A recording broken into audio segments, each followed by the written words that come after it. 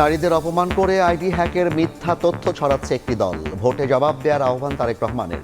গণরায় দেরির নামে ষড়যন্ত্র প্রতিহতের ডাক।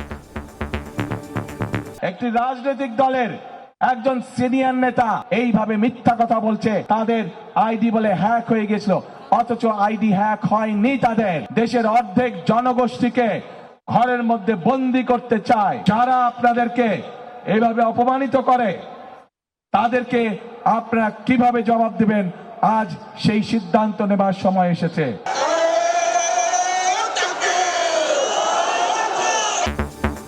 নারী হেনস্থার প্রতিবাদ করায় জামায়াতের পেছনে লাগার অভিযোগ আমিরের। গণজোয়ারে অন্ধকার দেখছে একটি দল, সম্মানজনক কর্মসংস্থানের প্রতিশ্রুতি। মা বোনদেরকে অপমান করার তার প্রতিবাদ আমি করি, এখন আমার পিছনে লেগেছে। সামনা থেকে মোকাবেলা করার সাহস নাই, পিছন থেকে এখন আমার পিছনে লেগেছে। যখন দেখে চতুর্দিকে অন্ধকার, দিশাহারা হয়ে যায়, কি করবে কি বলবে হিসাব খুঁজে পায় না।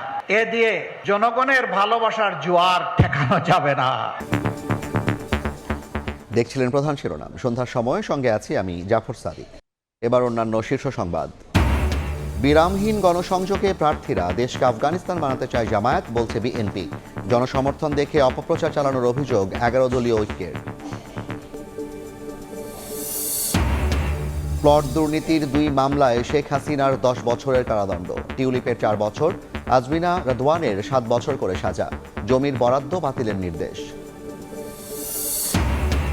নৈরাজ্যের মধ্যেই ফের বাড়ল এলপিজির দাম। 12 কেজির সিলিন্ডারে 50 টাকা বাড়লেও মিলছে না নির্ধারিত দরে। আমদানি সংকটে দ্রুতই স্থিতিশীল হওয়া নিয়ে শঙ্কা। এবং শ্রমিক ধর্মঘটে অচল চট্টগ্রাম বন্দর। নিউ বোরিং টার্মিনাল বিদেশিদের কাছে ইজারার সিদ্ধান্তের প্রতিবাদ। কর্মচারীদের বিরুদ্ধে ব্যবস্থার নির্দেশ উপদেষ্টার।